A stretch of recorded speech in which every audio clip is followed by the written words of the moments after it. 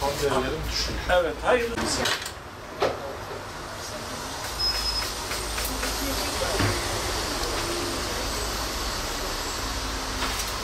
Hüdapar Diyarbakır İl Başkanlığı olarak yönetimimizle birlikte Kızılay'a kan vermeye geldik.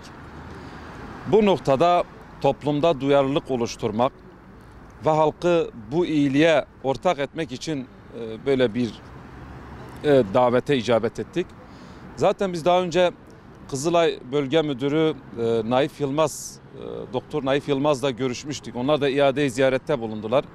Bu konuda kendi yönetimimize, merkez ilçelerimize, teşkilatımıza ve genel olarak da sürekli kan verme noktasında duyarlı olduğumuzu ve bu duyarlılığı oluşturmak için kendi teşkilatlarımızı bu noktada bilgilendirdik. İnşallah buradaki kan verme bir amacımız da biz zaten vereceğiz. Diyoruz ki toplumumuz da bu noktada duyarlı olsun ve bu kan vermeyi önemsensin. Çünkü bir insanın canını kurtarmak tüm insanlığı kurtarmak gibidir. Bu yönüyle biz kan vermeyi önemsiyoruz. Özellikle Kızılay'da çalışan burada kan verme arabası içerisinde öyle diyelim çalışan kardeşlerimiz de gayet nazik ve duyarlı olmaları bizi ayrıca sevindirdi.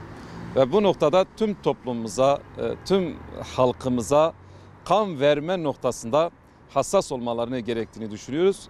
Nitekim pandemi denen bir süreci yaşıyoruz. Bir hastalık sürecini zaten yaşıyoruz.